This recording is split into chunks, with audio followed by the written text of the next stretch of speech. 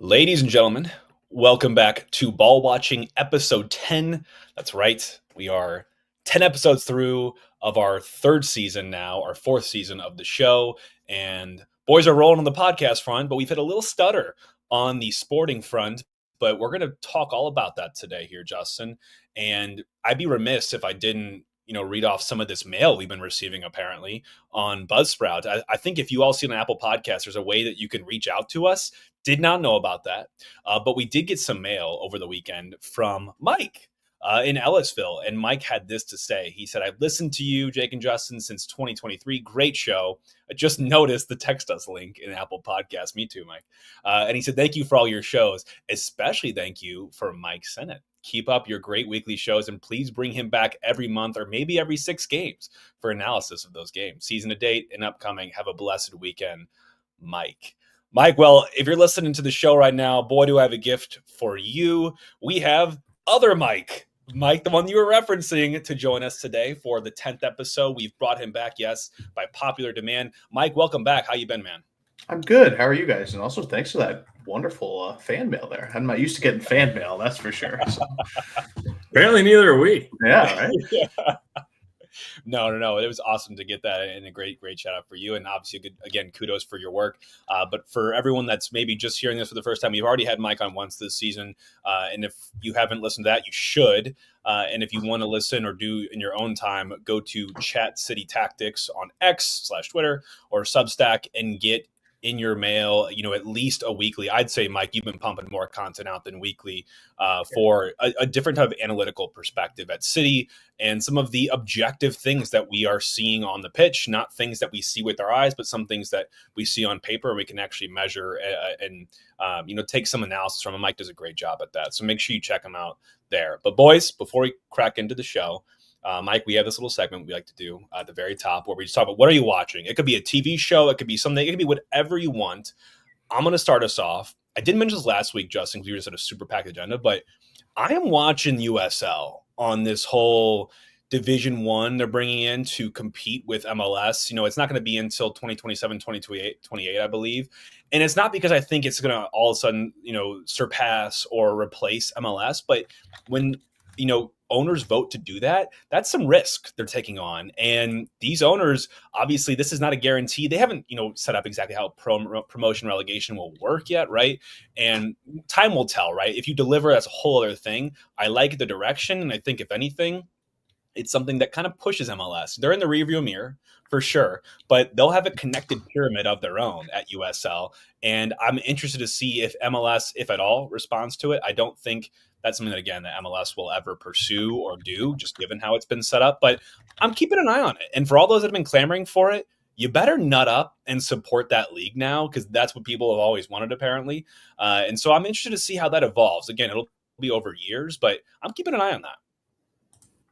I like it, Jake. I would say you kind of mentioned, I'll try to segue this into mine. You mentioned some levels there. Severance, multiple levels in severance.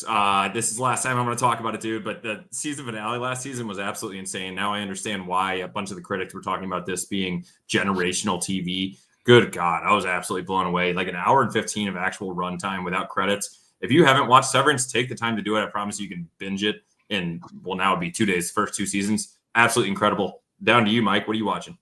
I'm not much of a movie or a TV guy, so I watch basically sports and play video games, and that's it. So watching the TGL Championship last night. Ooh, that's fun. Don't spoil it. I won't spoil it. Yeah, I haven't watched it yet. I reported it. It's such a refreshing way to watch golf, and like the emotion that you finally get to see out of these athletes is great. And then March Madness, right? It's March Madness season. Dude. What used to be an absolute powerhouse of an alumni as of Villanova, we can't seem to make the tournament, so I just get to watch now. And sorry to the Mizzou people and everyone else who were disappointed, but it's pretty chalky this year, so not very fun for the March Madness bracket challenges. That I think I'm in dead last in my own group of Chat City Tactics. So, and I probably watch more basketball than everyone else in the group combined. So that's kind of how we're going right now. That's how it works out.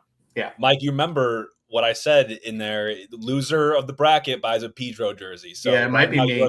I might have a Selmir Pedro jersey hanging up like right there next time. Goodness gracious. Oh, I love it. I love it.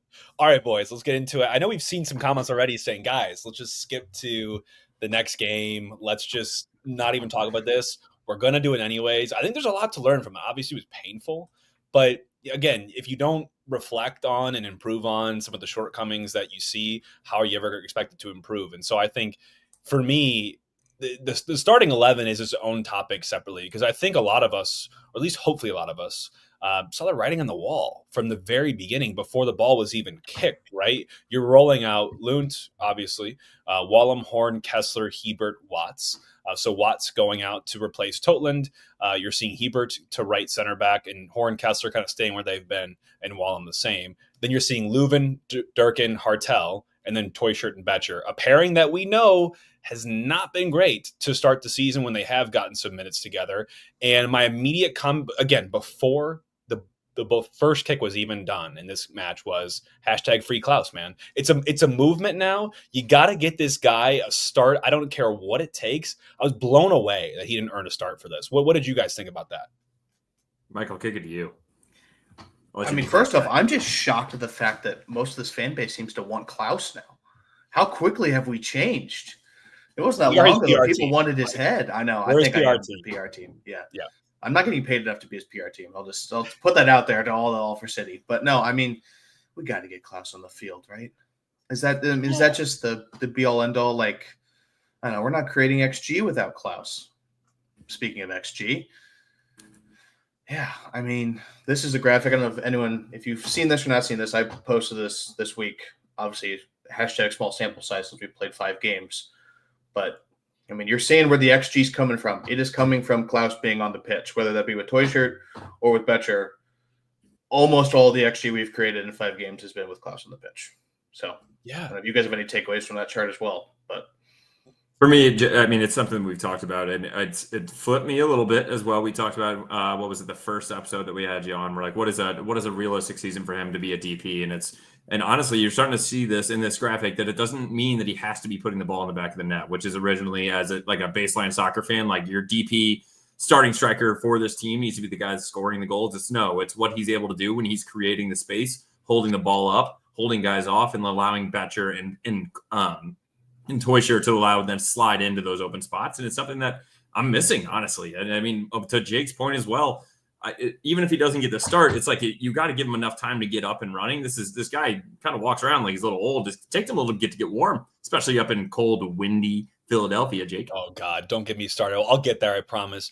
The other thing I want to point out, Mike, and you already said this, so I'm going to steal it while we're out here in the podcast, and you can feel free to back this up. But we're looking at a chart for anyone that's not following. If you're just on audio, definitely check out YouTube. Mike did a great graphic that shows all of our striker department and lined up goals, XG minutes, and XG per minute.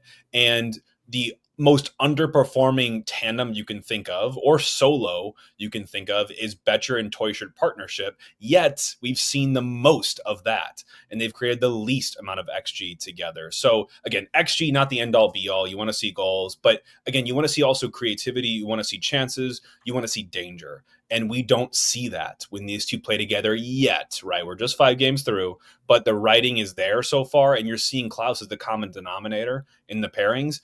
That's why I'm arguing for playing him. I'm not saying play him solo, but I think if you're going to play anyone, you've got to play them attached with Klaus if you're going to play a 2-striker system, because I think, again, he enables whoever he's playing with, whether that's Betcher or Toyshirt. I'd be shocked if we don't see Toyshirt Klaus line up in this game. I think it's borderline. We're getting into like territory where I don't know what Olaf would be thinking, right? I think he should have played, and I love the Klaus Toyshirt pairing. I think Betcher and Klaus might be the way forward, at least with Watts and Benjamin behind the sticks. That's kind of where I'm leaning right now, just because of I know how we're going to play with a certain right side of the entire formation that can't pass the ball to anyone. So we're just going to kind of lump it up. And I think having Klaus and Betcher is said he's the best goal scorer on the team, but you have a little bit of that link up play with Klaus, and you have Betcher who's going to cause chaos and get on the end of Klaus possibly. So that's kind of, I know it's a little bit off topic, but that's kind of where I'm thinking. I don't know. Sure. I know I like that take because I do think that we've talked about Klaus is a space creator and Betcher's a finisher. And right now I don't think that we're seeing the finishing ability that we were hoping. I mean, obviously scoring 3 goals against LA Galaxy was huge, but then other than that, we're not really seeing it. And I do think that for some reason, not some reason, he's a Billiken, that every time that Mr. Betcher gets on the field, there's a good chance that ball's going to the back of that, and he's finding a way to put it in there. So I would love to see that combo a little bit more than what we've seen. And I do think that we'll see it throughout the season, but the question is, how long do we wait? Yeah, I agree. Justin, if you can pull it up, I know we want to talk a little bit about the goal, the infamous goal that we finally conceded. We were broken through.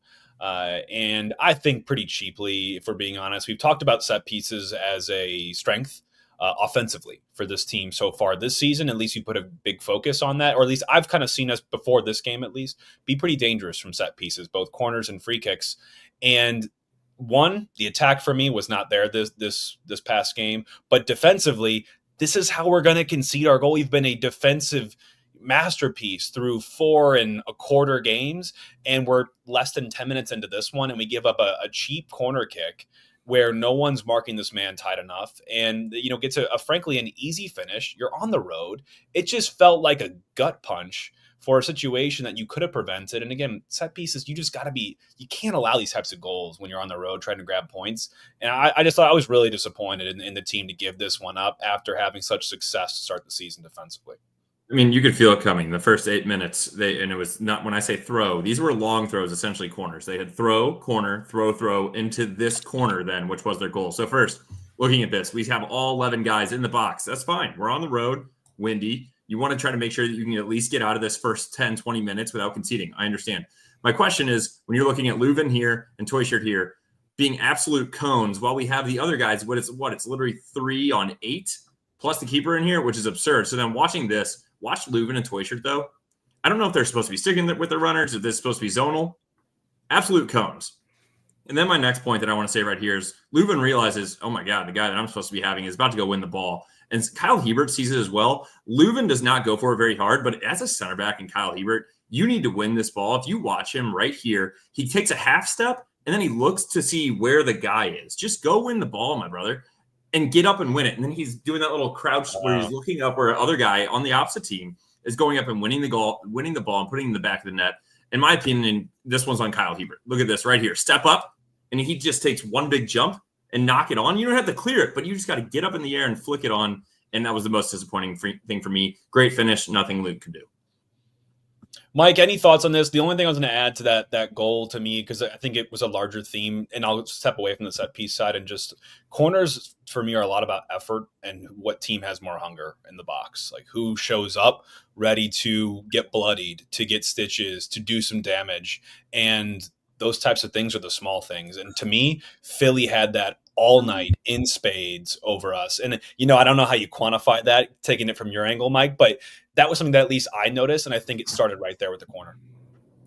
I can't say it any better than that, right? Like it is an effort thing. And like Justin was talking about, there was really no one marking him. Like you could tell there was kind of a mixed zone marking there. You had some man, you had some zone, and then you had no one, which is just, like that's not coaching, right? Because at any level you coach, okay, you have this guy or you have this space, and to just not have anyone. Kyle Hebert doesn't even have to win the ball. Yeah. He just has to put a shoulder on a shoulder and make the guy's head go a little bit farther back, and then the ball goes over the crossbar, right? Yeah. Like it's just a failure on the players more than anything else in that moment, and it costs us the potential record for longest clean sheets. So yeah. And it's one that I would say, and we can move on after this, but I just think that you could kind of tell that was Philly's almost mindset in this game. They knew that they were missing their main goal scorer that had 6 of their 11 goals. They were missing 7 total starters. This is one where, hey, we're going to have to beat these guys. It's going to be kind of gritty, and you're just going to have to get the ball, get some fouls, get some long throws, get some corners, and just put one in the back of the net. And it's something that I feel like we should have prepared a little bit more for. To your point, Mike, like when it comes to coaching in that aspect, how are we not just deciding like, hey, if we're going to be putting all 11 guys in the box and they're only sending 4 or 5, there should be at least be one guy that is just shirt to shirt with those guys to make sure that, like you said, if you don't even win the ball, you got to at least nudge them a little bit to be able to not put in the back of your net. And we just didn't see it whatsoever. So I would call it a little lack of preparation there. Moving off the goal, boys, and into what I think fundamentally we could probably spend a little more time on here is the buildup was rough on Saturday. And there was, there's moments, right? People are going to say, well, there was some good buildup with these people, and down the left, we were actually more okay. And to a certain extent, I can agree. There were moments, but when you can't carry a consistent sort of threat and be able to build up consistently, I'm not saying even create chances, but keep a team honest, be able to break the press, be able to, get through the lines, especially with how high Philadelphia was pressing us, you're going to have problems. And I think on one side of the pitch, we looked a little bit better off. Obviously, that's Wallum, side. The left side to me is a little bit more intact, not perfect by any means. But when you look at our right side, Mike, I loved what the term or the phrase that you coined, our right side in this game. So think about it, everyone, to the starting 11. It was Hebert at right center back, Watts at right wing back, and Durkin in the central defensive or central midfield spot right in front of them. And Mike, you dubbed it the triangle of death. Talk about that trio and sort of what your gist is or what your take is on the weaknesses, or let's just call it areas for improvement when you talk about those three players together. Sure. Yeah. So the triangle of death is where possession of the ball goes to die if you're St. Louis City. You've got Thomas Totland, obviously being replaced by Watts, is not a high volume carrier of the ball. He's not a high passer in volume whatsoever, but he's technically composed enough to where he can play 1-2 intricate passes between the lines and then get forward and create an angle for someone to get the ball to. Akil Watts, I think, had the least amount of touches apart from Cedric Toyshirt in the entire game, which is not good. He doesn't progressive pass. He doesn't progressive carry. And if you don't know what those means, it's just basically carrying it or passing it 10 yards closer to the opposition goal from where you received it. So just moving the ball upfield. He does neither of those. Chris Durkin is a notorious kicker of the ball versus passer of the ball. He also isn't much of a progression in either facet. And then, Kyle does try long passes. They tend to be inaccurate, but he does try them. But he's more concerned with just keeping possession. So you see him often play it to Kessler, play it back to the goalkeeper, or play it to that right back. But you need to have a little bit of courage, bravery in order to move the ball. It's professional soccer. Like, they're playing defense on you. They're pressing you quickly. You have to be able to move the ball quickly and move it with some authority. And there's really none of that on half of our formation. And that's a problem because we're trying to play out from the back, at least at times. Not always, especially with Berkey being out. We're playing less from the back because Ben is not nearly as adept as Berkey is. So, but you still, it's just, we're playing on one side of the field, so you know how we're going to play. And if there's anyone that knew how we were going to play, it's going to be Bradley Carnell. He knows exactly what Akil Watts can do. He knows exactly what Chris Durkin can do. And he knows exactly what Kyle Hebert can do. And the answer is just press the crap out of them, and we'll probably stop them from moving the ball. And that's what we saw for 90 minutes. And the stats show it there as well, Mike. I'm going to pile this on because Jake already knows my opinion on Akil Watts here. But of playing the full 90, Akil Watts had 37 touches, like you said, least of the team. He also had lost the most duels of a total of 9 in the match. And it's like, okay, so if he can't touch the ball and he can't defend, maybe he's a good passer. No, he was 9 of 15 at a 60% completion rate on his passes. And it's not like this man is slotting guys in and making deep passes, trying to really set guys through. As a right back, you might be doing a couple of those, maybe 2 or 3, but otherwise you're kind of knocking the ball, just keeping it. And it's just something that, like you said, was just absolutely exploited by Philadelphia. Yeah, I want to pile on and take a little bit of a different evolution on this too, Mike, Justin, because when that's not working, when you can't progress the ball organically on either side, left or right, let's just call it, what do you want to do? Maybe you turn the other team around, kick a ball long, get it over the back line, we'll look for second balls, get aggressive. Can't do that as much when you have Betcher and Torshed up there. You don't have a human Eiffel Tower to get up there and win some aerial duels in Klaus. That's one of my problems. I rewatched the game, and when I'm saying kick the ball long and get the defense turned around, I mean get the defense turned around. There was too often where the long ball to me was short, and the center backs or the left back or the right back can get up and win a challenge and head the ball right back into midfield. Get them turned around, get into the corner, make them play out of it. That's not Philadelphia's strong suit. And even if you do right and you get a chance at a first, second ball, Philly was winning all of those too. It goes back to a little bit of hunger for me, but it's just like we were out of options, right? If the buildup wasn't there, we could try to go long, but our trying to go long wasn't very successful. So we were left with, little to nothing. I'm not saying we had no chances in the match, but we were so so timid and so lacking danger that Philly must have, had a very, very easy time defending us. Those guys didn't break a sweat at all. We caused barely any problems. Yeah. So one last thing I want to say on this too, Mike, and then I want to get your thoughts lastly as well, Mike. But on this, not only could Watts and them not pass the ball or complete a pass, but it also affected the game. And I love the point that either you or Jake put in here as well, that Leuven could not go down the right side because you look over there. It's like when you're playing like recess soccer and you look over and you're like your buddy that has never played soccer in his life, but you're on a team, you automatically turn the other way. And you're like, there's Wallum, there's Hartel, or I got to go long. And when Philadelphia knows that, they can tend to cheat a little bit more right there, right? And they know that they can cheat because they're not going to get burned when you have the ball going to Durkin or Watts on their feet. Yeah, and I think we've all just missed the reason why we lost, though, which was the wind. So, thank you for getting me into this, Mike. I appreciate that. I have been beside myself shouting into the ether of whatever's going on because wind has been brought up like 1, 2, 3, 4, 5 so many times in the press conference, in even post press conference, and I think it was Monday or Tuesday's press time with Olaf. The amount of times wind has been name dropped, it's like he's the best player in the league. It's unbelievable that it's like PR 101, right? You don't talk about the elements. Both teams deal with the elements. Don't do that. It pissed me off so much to hear that reference by both Olaf and I believe it was Lund in the press conference, and then again by Olaf later on early this week. It's just like, guys, you're going to tell me that wind had anything to do with us not being able to connect 3 passes together? I don't think so. I'm not buying that.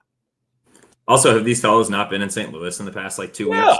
You can't step outside. You get blown over. I'm like, you're literally training in it. We play in it. There's been plenty of games at City Park, Energizer Park, where the wind and the rain is literally going sideways. And I've never heard of this been an excuse for us. Give me a break. It's just, it's just different.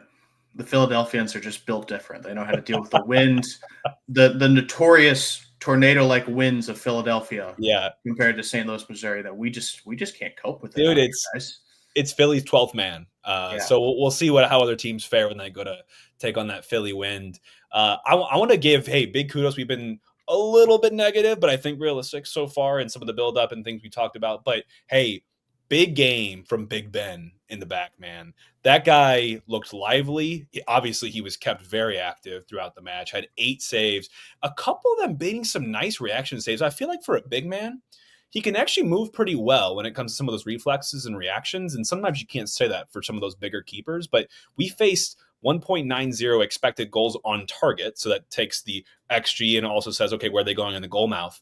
And I was really impressed with some of the saves that he made. Again, this game wasn't really a game for most of the game, and I think he kept us in it. He gave us a legitimate shot to try to claw back another point and maybe escape Philly with one. He did everything in his power to do so. And I actually think too, Mike, you mentioned it, not Berkey at all when it comes to distribution. I will never claim that.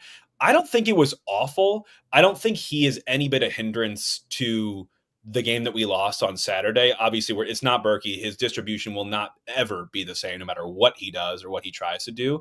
But he had 54 touches on the night. And again, there's definitely a big drop-off, but I don't think he was the big disconnect in the team when it came to distribution. So again, I want to give him his kudos. I think he was far and away the man of the match. He was much better than he was the week prior. Yeah. Because his distribution at home was lackluster, to say the least. But sure. It was much better. Maybe he likes kicking it into the wind. Maybe we should can we call Matt Seebeck or whoever is in charge of the city experience? Can we get some wind turbines maybe blowing from north to south or vice versa and then swap it at halftime? That would be nice. Yeah, but his post-shot expected goal was 1.6. So he saved 0.6, right? That's good. It's nice. That's what we always talk about Berkey, his post-shots expected goals. He saved 7 or 9 this season. A positive number is a good number. It is indicative of a good performance, and you got to give him credit. He played well. Yeah, I thought he positioned himself well. I think a lot of it is footwork. When you have that big of a body, you got to make sure you're in the right spot. Unlike Mr. Matt Turner on the goal that we gave up this weekend, but I will not touch on that. The one thing I will say is I do think that Mr. Ben Lund did realize that the feet are not his best ability, and so when you look at like you said, the games over games. In his first game, he only had 2 throws He had 10 throws in this most recent game. The man knows, keep the ball in your hand. He's got to be able to palm it with like 2 fingers. And then he can throw it better than he can kick it. And I think that's how he's just got to distribute. From one German to another, boys, I was disappointed in the Leuven Red. I expect a lot more of him when it comes to that type of behavioral situation where you've gotten a yellow, one that the first yellow was totally like a normal type yellow for me, just totally stopping an attack and stopping it dead. Literally, I think he just grabbed the guy, didn't let him go any forward, which is great. When you're going to do it. On the second, just kicking a ball away, time wasting, very, very frustrated, clearly. But it sounded like they were going to sub him at the next stoppage. So obviously a total blow to the team and the tactics for us as we are trying to get back into this game. But any thoughts on the Leuven situation? We're going to be missing him, obviously, here at home against Austin. It's a big bummer. But what do you all feel about that red, and anything to say about Leuven in that moment? Justin, you would go. Yeah, I mean, this one, Jake, I think you said it well. It's one that I think he knows, of all people, that when it happens, it's one like, shouldn't have done that. Bad choice in the moment. He'll be the first one, knowing that guy is going to be the first one, hand up. That was my fault. But I couldn't agree more that this is not one that's called consistently. I get it, letter of the law. Yeah, it's another yellow card, but like maybe give him the yellow card if it's the first one. I think there is a discrepancy in, and I would love to get George's thoughts on the referee side of it. But like making that into a second yellow into a red is extremely harsh, when I would have been like, okay, if you give him a first yellow for that, kind of fair to my point. What are your thoughts, Mike? Well, I think it's stupid regardless to get a second yellow when you're down 1-0. I think that's just point blank. But also, I feel like when you're down 1-0 and you haven't created anything, maybe you should make a sub before the 71st minute. Boom. Great transition, Mike. Midfielders on yellows. I don't know. Great transition. That's just my thought. What did you think about the subs, Mike? Because you see that the first subs make their way into the game, 71st minute. We were talking in the green room before this. That's 25 minutes too late, in my opinion, and I think you share that as well, because the writing was on the wall. This team was not working as it was built. You had Klaus come in for Betcher, Yarrow for Hebert, Morales for Durkin. Any thoughts on the subs overall, either those three, or then you saw Celio into the game for Teuscher a couple minutes after, and then Nilsson on for Wallem. Do you agree, this is a couple minutes, at least maybe 20 minutes too late? Was the game gone by that point? Did the subs make any impact in your all's eyes? I mean, we created 0.08 XG in the first half, I think, and then we rolled them back out for 70 minutes. What did we expect was going to change, right? Apart from the wind did actually change because it was on our back for the second half. But yeah, I just don't. I know that there's the whole fans questioning managerial substitutions is it's probably existed since the 1870s when this game invented, and maybe even before then. But when you see nothing quantitative, nothing qualitative, nothing at all, that's we're going to get back into this game. You've got to change something. And you've got a center back on a yellow. You've got both your midfielders on a yellow, and you're getting dominated. They have the ball. What are the odds that we're going to make a foul just at any point, or we're going to stupidly kick the ball away and get a second yellow? I don't think that's a risk you can run, and we decided to run it. And, I mean, Klaus and Celio seemed like good subs, but 20 minutes too late. That's my thought. And then, you're playing down a man, and that's just I don't know, just frustrating. We're 4 days out, and it's still just frustrating because I think we could have done a lot to salvage at least a point from this. Because I don't think Philadelphia was fantastic. Mm-mm. I think we were just bad. Yeah. I mean, I think this one, I was a little confused. I appreciate Klaus coming in, but to your point, Mike, if we are really talking about the wind and if that played that much of a factor in the lost mind, I don't know why you're putting in a big, slower center forward when you have the wind at our back. You'd think you'd want someone that would be slipped in behind making runs. That ball's not going to hold up like it used to in the first half, where Klaus could get big, get a ball that's kind of floating down to him, hold it, and then distribute. So a little confusing there. My other one here, I'll always love Celio. Could not agree more that was too late. If this game is also talking about the wind, keep the ball on the deck, keep it on the carpet, give it to a guy that can absolutely just dangle somebody.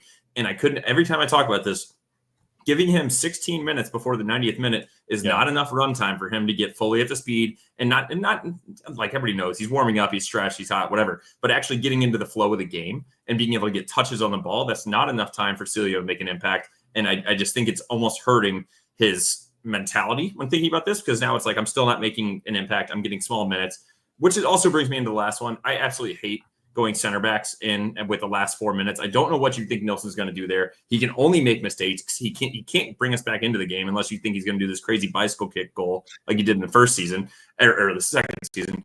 And then it's literally, he's made of glass. If we're talking about a game that's like pretty cold and windy up there, that's a pulled hammy waiting to happen. And I just didn't see the point in bringing him in whatsoever. Why don't we bring in Joey Zielinski? Because Akil Watts has been ineffective, and Joey Zielinski's from New Jersey, right, and he's probably got a bunch of people there in Philadelphia to watch him make his playoff debut. It would make too much sense, Mike. I mean, why would they do that? Come on. Boys, let's back it up. Big picture. Let's do some big picture questions, maybe some even dipping our toe into what we think as the armchair center backs we could do to repair or to improve the team. Mike, I'm going to pull up a graphic that you had put out on X earlier this week showing the 5-game rolling XG average for St. Louis over the course of our entire existence. Walk us through this, Mike. Tell us the story that you're picking up from this. And if you want to, toss up a couple of questions that we had seen kind of come across prior to the show. Yeah, so 5-game rolling XG, just for those that aren't familiar, it's taking the previous 5 games. It's taking all the XG that we've created. It's taking all the XG that we've conceded, and it's creating one data point. And the point of that is because soccer is such a low-scoring, low-event sport, it's really volatile and really susceptible to just moments of chaos and luck in one game. So you look at it from a 5-game standpoint, you can kind of get a trend of like, oh, has City been the better team through these 5 games? And it's kind of just a better way to like not react so positively or negatively to any one performance. So I believe that we now have 75 data points, 75 games played. And I think this is our 17th data point where we've had the overwhelming XG in our favor, which paints the picture that we've just been not the best for most of this. Yeah.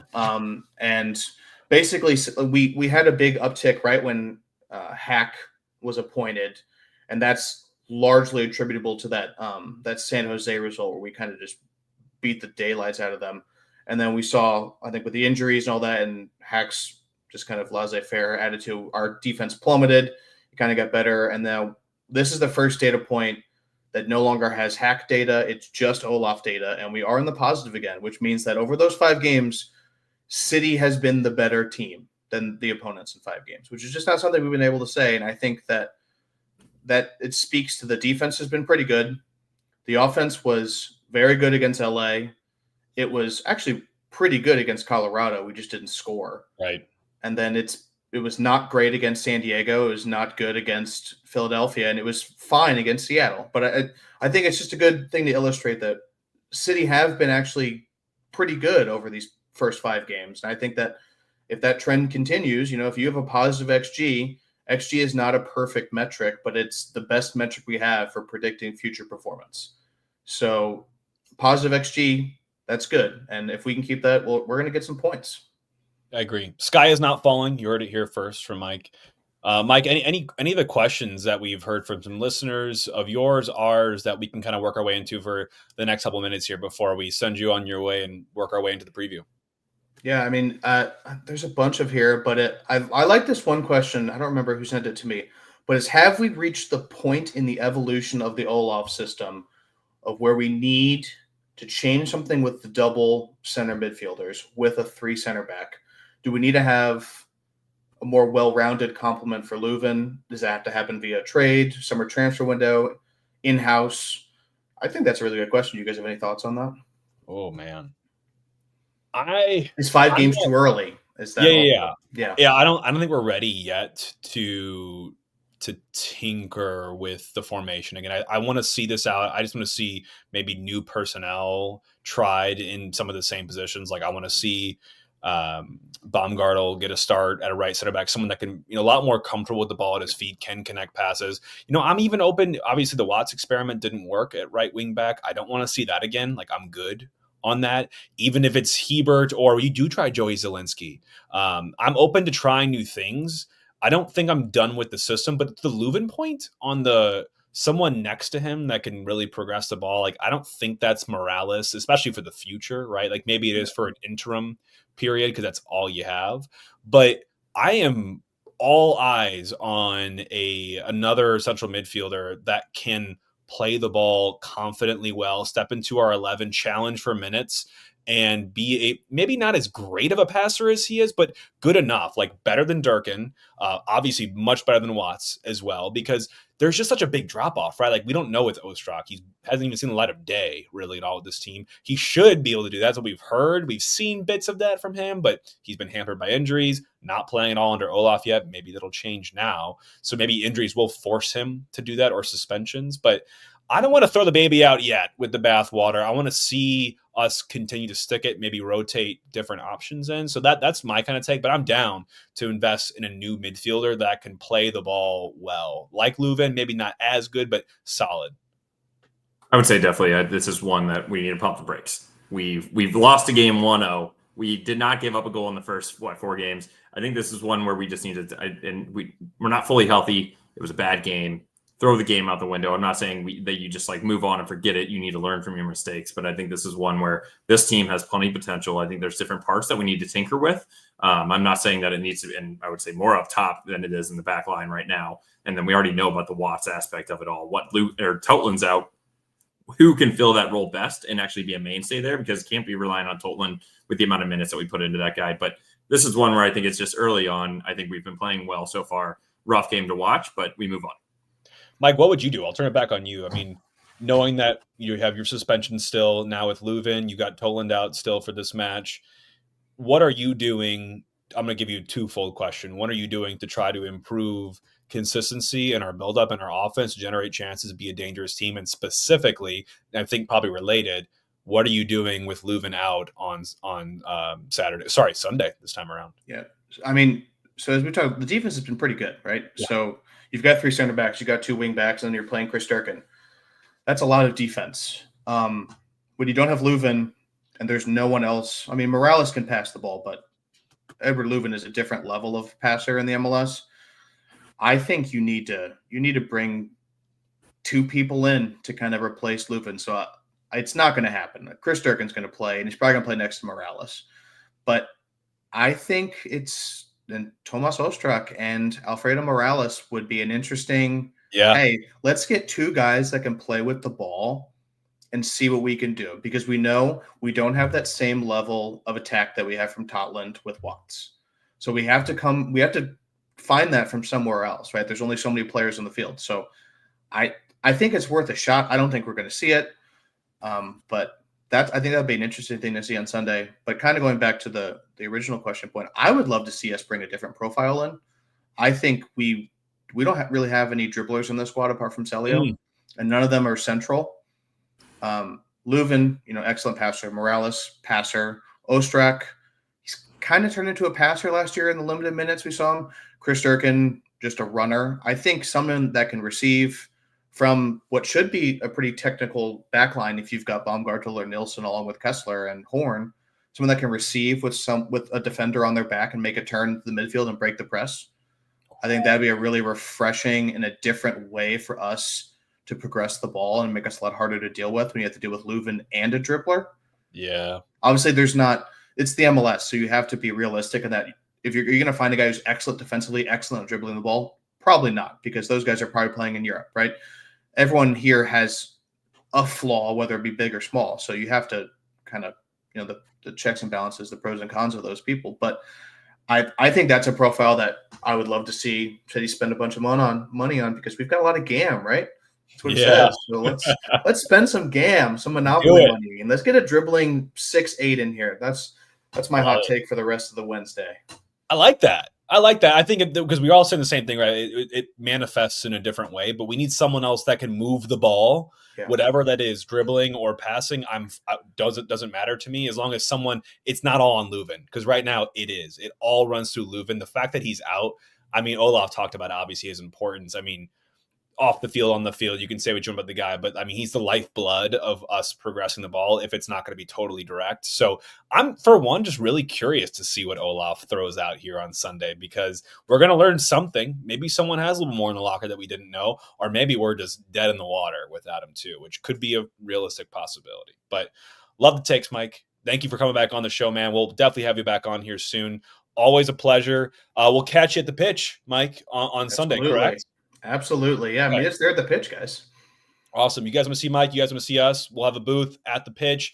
Best place to pregame, postgame, the city matches. It's a hell of a spot. We'll have a booth there. Justin, were you going to say something? Sorry. Yeah, we're going to do a little promo, Mike. So at the pitch this Sunday, we will have a couple of buckets that are reserved for the listeners. All you got to do is come up to us and say, I love the pitch. If you say that, you get a free beer on us. I'm not kidding. And then also the first person to come up and say that to us gets a $50 gift card to the pitch on the spot that you could spend that Sunday. So if you're not going to the pitch, I don't know what you're doing. Sunday fun day. I'm off on Monday. We'll talk about that for another time. It's going to be a hell of a time. Get to the pitch. Great. We'll have plenty of beers as well. Frozen Irish coffees for our Irish friend, Mike. Absolutely. Sounds great. Well, thank you guys so much for having me on. And yeah, let's see some listeners on Sunday at the pitch. Let's do it. You'll see all three of us there. Mike, thanks again, sir. We will see you on Sunday for hopefully an exciting city match. Absolutely. Thanks, guys. Take care, man. Mike. All right. Well, Justin, let's get into the rest of the show here. We got to mention our partners for 2025, Hoffman Brothers. Guys, we're a couple days left in March. It's just enough time to squeeze in those last-minute services that you might need for the home. And again, you can do that any time of year, but no other time of the year besides February. And right now in March, does a portion of those sales go to Stray Rescue. Again, it's the best time to do it. If you're going to find a time, do it now. Make sure the Strays have your support. Stray Rescue is an incredible organization serving the St. Louis community. We've met a couple of the doggos. They're fantastic, looking for permanent homes. And what better way to partner up with someone that can take care of you under the roof and someone like Stray Rescue that can help you take care of your soul with those wonderful pets. So make sure you show them some support. If you're on the fence, do it now. I'm telling you guys, it's the time. I mean, look at these pups, Jake. I'm still almost positive that these, so Tango on the left, Jazz on the right, do not have applications. These are puppies that were just the cutest of dogs. And this is something that is an incredible job that we really appreciate Hoffman Brothers doing. So if you need anything with your home, do not wait. We already know that there's going to be a ton of rain, cold weather coming in. Call 314-664-3011 or go to Hoffman Roads, HOFFMANN bros.com and do some business today and help support these little guys. I've been loving it, Justin. I think I've manifested like this whole wind thing now. JT, you're killing it in the comments, man, with the wind comments. You got wind damage? Call Hoffman Brothers. They'll be out to support you. Wind affects everyone in different ways, but Hoffman Brothers will always be your partner in your corner to take care of anything under the roof. Reach out to them if you have anything you're dealing with. Justin, we're dealing with Austin, one of my favorite opponents ever for us. I think actually my favorite opponent ever. You and I were at the first ever match, obviously for us down in Austin. It was a freaking blast. I'll never forget it. But this fixture has always been fireworks, right? Like there's been one or two matches where it's been a little bit low scoring, but it's usually tended to be really fun and high scoring, and I've always loved it. And Austin's coming in here in a little bit of a weird spot, but looking at last year for them, obviously not great. 42 points, 10th in the Western Conference, didn't qualify. 2022, and really their inception was great, right? They hit the ground running, and they haven't been able to find that form again, even though they're trying to, having missed the playoffs now in 3 of the last 4 seasons. So Drusy is the guy to look for in Austin. He took a step back. He's now gone. They have a designated player they brought in last year named Bukhari, who failed to kind of hit the same heights. And then it ends all be all. Josh Wolf, their head coach, was fired. And so they've really moved on, and they're trying to turn the page, get to 2025. And they're having a little bit of a mixed bag to start here, Justin, with, 3 wins, 2 losses, 1 over our bitter rivals in Kansas. That was their start. And then they had a win at LAFC. That's a bit of a shocker. And a win against San Diego. So they've knocked off 2 pretty solid opponents while compiling 2 L's, 1-0 L's against Portland at Portland and Colorado, who we know that story as well, playing Colorado here. So they've been low scoring, Justin. It's not like they've been bangers, either goals for or goals against. So that's not the Austin that I know. But how do you feel about Austin ahead of this?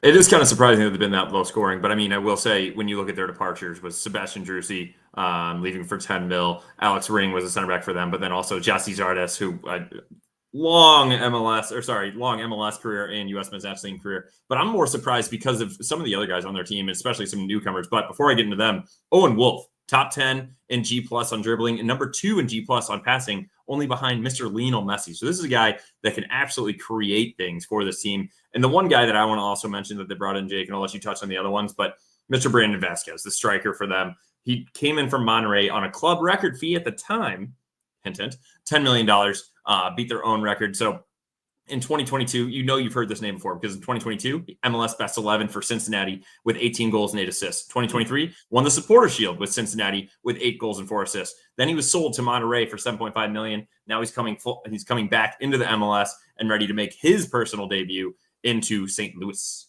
Yeah, he had an excellent start with Monterrey. Sort of fizzled out towards the end, but they obviously went in for him. And they went back in just right after that to bring in Mirto Uzzini, another striker that joined from La Liga in Granada, who was one of the best players on his team before they got relegated to La Liga 2. But they bought him for $12 million. So breaking or smashing their transfer record once again. Can you imagine us, Justin? One, spending $10 million on a player, and then spending $12 million in the same window. It's absurd. I was like, where is this money coming from? It's like a team that didn't do that poorly. You mentioned it, 42 points last year, 10th in the West. It's like, pretty similar to what we were feeling, more like a bounce back. And they just did the absolute opposite of what John Mozeliak's doing over there in the Cardinals. Said, screw it, let's blow it up and let's change some things here. And you know, it's not working out too bad for him right now. When you talk about it, with 9 points in 5 games, it's possible 15, pretty solid. No, not bad. My only question is, you buying 2 strikers. I know the Izuni guy can kind of play, across the front 3. I haven't seen them find their best version of that yet, because they have 3 now DPs in their front line potentially if they start them all with Bakari, who I mentioned already. So I don't think they found it yet, but this guy balled in La Liga. 48 goals, 7 assists in 3 seasons at Granada. Not an easy thing to do. He'll find a good footing here at some point. They also brought in Ilie Sanchez, who's sort of a journeyman at some point, not because he's played on a ton of MLS teams, but because he has so much MLS experience. Joined from LAFC, scored that memorable PK for MLS Cup, named their 3rd ever captain. So now he does captain this team. He was a vet at Sporting Kansas. So this is a guy that has kind of that know-how that some players in MLS do have, but he's got plenty of experience. But finally, Justin, they brought a new coach as well. Nico Estevez, they brought in, went from one Greg Berhalter, former assistant coach, to yet another in Nico. And Nico was a guy that had some good success in Dallas prior to, again, that kind of fizzling out. Again, Dallas wasn't the best or most talented team top to bottom, so I can't blame him for all of that. But again, they've backed him, man. They've got a transfer window with Nico, and they bought 2 good strikers, one that was doing some good things in Liga MX and one that was doing some things in La Liga. So, they're backing him. I think they're expecting big things, and I think they've gotten some decent output so far. They have. And so, I mean, if you want to look at the history and the reason why Jake is saying that this is his favorite matchup in mine as well, the number of goals has just been insane. Also, we have never been beaten by Austin. So we've won both times we played them at home in the MLS, 7 goals for and 3 goals against. The overall, we are undefeated in them head-to-head with 12 goals for and 7 against. I will say it's not going to be easy for us, which is the main reason that some of their games have been low scoring on their defensive side is Mr. Brad Stuver, a guy that when you look at the MLS stats, he's always up there in saves, clean sheets, and everything in that nature. He's possible best 11 caliber goalkeeper. Balanced midfield, as we've mentioned, with Ilie Sanchez and Owen Wolff in the central mid. And then you've already touched on it, Jake. With the 3 DPs, I am kind of surprised by the slower start in the goal output. What do they have? 4 goals in 5 games. Yeah. When you have 3 DPs up as your strikers in the attack. But that's something that, again, we're kind of struggling to get these goals. Yes, what do we have? We have 4 goals in 5 games, right? Yeah. And so this is one that it's kind of tough, even though, but I wouldn't say that that's the style of our attack either. We have a team that has plenty of attacking prowess, and we haven't seen it yet. So this is probably 2 teams that are on a ticking time bomb to blow up, and I would love to see it happen at City Park on Sunday because it's been fireworks the first couple times we played it. Yeah, it has. And I to your point on the DPs and the attack, I don't think they've found necessarily the right ingredients or formula to get all of them together at the same time. And I think they're kind of easing some of these guys in as well. But again, you have 3 high level, and at least in Vasquez and Uzuni, 2 high floor type strikers that it's just like you're not going to fail. You may not hit the heights that you want, but they bring such high quality to start with. They're going to cause some serious problems. And if I had to go out on a limb here, Justin, I think from our defense lining up up against some good strikers scenario, these are probably the best strikers we will have lined up against this season, especially if they start, 1, 2, maybe even all 3 of them. I know we've seen some good duos, or at least a good striker here or there, but I think Brandon Vasquez throws a whole different problem at our back line, given his physicality and his athleticness and how good he can be. And the Azuni guy, a little bit more of a wild card for me, but Bukhari brings pure speed as well. So you kind of got a lot of different things in the bag of the front line. So I'm going to see, we're going to learn a lot about the back line and say, hey, they've been really stout, really strong defensively, very composed, well positioned, which is always great when you're facing these different profiles. But I think they'll have a big test on Sunday afternoon. And you talked about this, Jake. Who are we going to see in the back line? I'm going to bring us into the Hoffman brothers starting 11.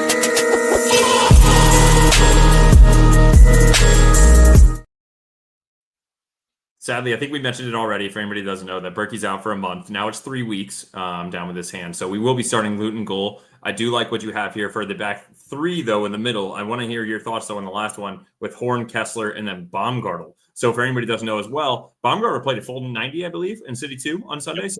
Yep. This guy that's got full minutes. Yeah, and he got it. And again, City 2 is not practice. These guys are going for a cup as well on their own. So I think this is a guy that's a plug and play here. So what are your thoughts? I mean, the story writes itself. This is a guy, again, we've been clamoring for, I think, at least the last couple of matches. And it's not for any fault of Kyle Hebert, but Hebert's a little bit, stretched to a point where the passing is what we need right now. And he's not providing that. I'm not taking him out of my 11, and you'll see where he features here. But I think Baumgartel, he had bags of touches and passes. And again, MLS Next Pro is a different league, right? But him getting touches there, reps there, it's at that same exact position. It tells me that they're kind of thinking that way. So I'm hoping to see him get a start. If you can add a ball player, Horn, Kessler, and Baumgartel, all to me can ball. Different levels, but I think Kessler is probably number 1 there. Baumgartel, we'll see if we can get a start there. But that to me would make me feel so much better about our back 3, because I think all those guys are solid defensively and they can all progress the ball as well without treating it like a grenade, which sometimes I kind of feel like about Hebert. So I am so down for that back 3. Moving up ahead is where things get tricky here, Justin. I think Wallum pencils himself in fine at left wing back. I think you're going to have to deal with someone like Morales in this game, taking up Leuven's spot. At least I think that's how we'll start. I have in here Ostrak and Hartel making up the middle, with Hartel obviously a little bit ahead of Ostrak. I've got to see Ostrak minutes here. We talked about it with Mike already. If you're not going to start him now, when is the right time going to be, right? I mean, you're missing Leuven. You're clearly missing ball progression even with Leuven. So why not give this man a start? Take a flyer. If it's not working, get him off at half, get Durkin on if you want. I don't know if I see, like Mike said, Justin, Durkin just not starting in this match. But if this was me, I'd be trying something different here. Maybe you just see what it looks like with Morales and Ostrak, both guys that are known to have a little bit better passing in their locker. Yeah, so I honestly, I do think it would be a little bit too much change going into this game if we're going to obviously be missing Leuven and take out Durkin and expect somebody else to just, 2 guys to just fill that gap. So I do think that Durkin will start there, but I'm not opposed, obviously, for a Morales or an Ostrak. I think Morales probably fits that holding role a little bit more when Ostrak is more of a winger type, but I'm intrigued to see. Obviously, we can't predict what Olaf is doing because the man's kind of been balls to the wall or off the wall at this point. And Hebert at the right back, I'm fine with as well. It might be a little bit of a stretch here, Jake, but I'm just coming off top of the head right now. Kind of wouldn't even be opposed to seeing Celio in this place like that. Let that man get up and back. And he is a guy that can defend and will be an absolute workhorse. And he's a guy that, as we talked to him at Hope for the Holidays, wants to prove himself. This man has not made it completely yet, has not really found that starting spot. I wouldn't be opposed to try to throwing him there, but maybe this isn't the game yet. But who knows the way that Olaf's been testing things. And then I see you have here with Klaus and Toyshirt up top. I could see it just because Toy Shirt's been there. It needs to be a Klaus start for me. I absolutely agree with that. I kind of agree. I really agree with Mike as well when it comes to, I would love to see a Klaus and Betcher. I think that's the best duo when you think of a hold up and in the way that they kind of play together. And you see that those guys are really putting a lot of time in off the field as well. When you see every picture that City posts, those guys are walking on the field together. They're walking down the streets and out of town games together. They're eating together. This is the guy of chemistry that they've built off the field. And I would love to see more of it on the field. Yeah, I like the shout for Betcher. And again, I feel like it'll be Toy Shirt here. And I do want to see the Klaus Toy Shirt partnership evolve. But Betcher, to me, has been one of the more consistent performers over the course of the last 5 games. you know what you're getting out of him, right? It's nothing magical, but it's just gritty. It's blue collar. He digs his heels in. He ruffles the feathers of the opposition defenders. He's doing the, all the trickery. He's doing the stuff off the ball. Like, the guy's in your head, and he produces goals in good moments. So I'm down with either one. But again, I think, like you said, it's got to be Klaus as the tentpole up top, and then whoever starts next to him, I'm open, right? As long as Klaus is that starting guy, I'm good with Teuscher. I'm good with Betcher. I think if maybe we're talking about merit right now, I think Betcher might deserve it after his performances. I kind of like this as well, Jake. I'm just kind of reading through the comments. We have Ben Byers in here saying he's interested in Ostrak at right wing back. I think that's kind of the same thought process as the Celio there, and maybe Ostrak is a guy that would sit a little bit more. I mean, both have tremendous fitness and can get up and down. So I'm not opposed to it at this point. I'm just a little scared that if you're putting in somebody that's used to getting that much forward in a new system, that this would be their first meaningful minutes. When you think about a Celio or Ostrak, I don't know if this is the game when you have 3 DPs up top, but maybe it is. So let's see what they do. Predictions are hard here, Justin. I know they're hard because you and I both didn't put any in here so we're gonna hit this totally stone cold. I'm gonna go for more goals in this one. Again, the fixtures brought more goals than most other fixtures for us in matchups. I'm going to say we're going to come out on top of this one, but it's going to be 2-1. So not a bag load of goals, but definitely some goals. And I don't know if we'll be able to keep them off with the threat they carry from an offensive side. And I don't think it's a huge problem as long as you score. I think, honestly, Justin, I want to see us win, of course, but I do want to see us better ourselves in the last match and show that we can carry a threat offensively, show that we can connect passes, show that when we can't connect passes, we go direct and we cause danger off of second balls and we just show that hunger. I just want to see, like, that to me is like goal number 1A is win. 1B, though, really close behind it, is show me that we can be a dangerous team consistently. Yeah, I'm going to be a little bit more conservative on this one because we are injured. We're missing what I would just define as currently just a guy that you've seen in Mike's post, our best player all time, Mr. Edward Leuven, with the red card. So I'm going to go with the conservative 2-2 draw because I do think that there are going to be goals here. I think both teams, like I said, are clamoring for this, and both teams have the firepower to do it. So I wouldn't be surprised. My personal goal in the game is score in the first half. I think that's one I've always kind of said that we need to score first. Get the mood going. I think City Park's going to be absolutely rocking. This is one that I think people kind of circled on their calendar. Families looking to everybody to be outside. The weather should be decent. It's midday. Even if you have school tomorrow, you can be home and in bed right by 7 o'clock, whatever. Bring the family. Let's get the atmosphere going. And I would love to see us kind of continue that. And if we get scored on first, we need to score on them again to kind of give us life again. But I'm hoping that we're going to score first. I just wanted to specify that we at least need to score in the first half. You know what I'm seeing, Justin, on the weather front, on my Doppler radar, it's looking like thunderstorms on Sunday. I know it is, Jake. Don't tell me that. I saw it. I'm not worried about it, though, because dudes play well in storms, right? We remember being there for the Charlotte game. We remember, I think this is a team, maybe this is our moment where the storm's going to come through. We kind of shake this dust off from an offensive perspective. We come out firing because the fans, they're sticking around. Whatever happens, these fans don't go anywhere. They support this team through thick and thin, no matter how loud they are on Twitter or Instagram, wherever you want to say. They're loud in the stadium, and they'll be behind the boys. And I think this team needs a home game right now to say that, hey, what happened last game was not acceptable. We don't think it is. We're going to show you something different. And I think part of my goal is you can't concede early. For me, that is, you can't concede in the opening first 30 minutes or half hour of the game. Austin has scored 3 goals in the last 2 games during that time interval. So you got to keep them off the board early. Keep this thing tight, and I think you can see it through. So that is my personal goal for the game here, Justin.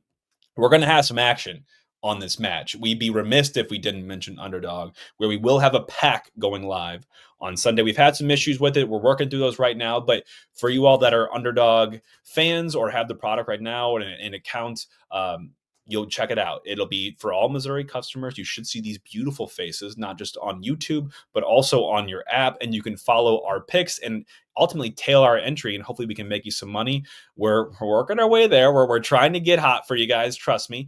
And secondarily, this is the time to do it. If you want to get an Underdog right now, it's the time. With college basketball, March Madness, the Blues are hot, and you got sports everywhere. So if you want to, look at some of the players and some of the projections they have on shots on target, tackles, fouls, what have you, Underdog's the place to go, not just for soccer, but for all sports. And Justin, we have a special giveaway going on right now as well.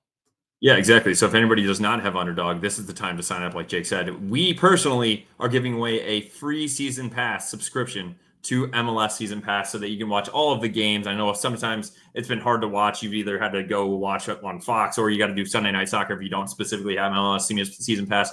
We will be giving that away for anybody that signs up, that has signed up from last Saturday through this Saturday as well. We will announce the winner on 3/29. All you have to do is sign up for Underdog using the QR code that's on the screen or using promo code ball watching, deposit $10, and then just make your first entry. And you know what you should do? You should tail our entry that we're going to be having going for a pack as well. So if you don't have Underdog, this is the way to sign up. Who doesn't want a free, pretty much what, $100 is what an MLS season pass is? Yep. So this is the time to sign up if you don't have it. And if you do have it, be ready to see the pack on Sunday. Oh, man, it's going to be electric. Thank you all for tuning in today. And thank you for submitting your questions and stuff. I know Mike had some. We also have a mailbox we just set up as well. You can email us your thoughts. You can send us voice memos, whatever. If you go to ballwatchingstl@gmail.com, send us anything. It can be photos, it can be videos, and we'll try to work them into here. We'll try to work your questions into here as much as we can. What do you have in front of us? Dude, this is Blue's Clues. We just got mail.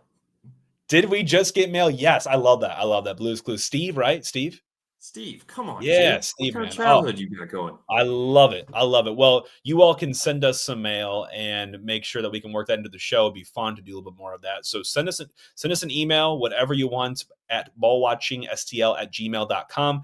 That is the way to go if you want to work that into the show and be heard. We love our listeners and we love their opinions and takes. We love to kind of decipher through them here on the show. But thank you all for tuning in today. If you liked having Mike on, make sure to let us know as well. We'll be sure to have him back here again soon. But might be heavy storms on Sunday. Again, not going to bog us down, man. We're going to have fun no matter what. Blues are hot. City's rolling back into town. The vibes are just good here in St. Louis, and I hope they continue. They will, and they will be continuing regardless, rain or shine at the pitch. Get to the pitch. If you guys didn't hear our promo, we will have free beer and a $50 gift card away. Go back to early in the episode to see how you can enter, and we will see you all there. All for City. All for City.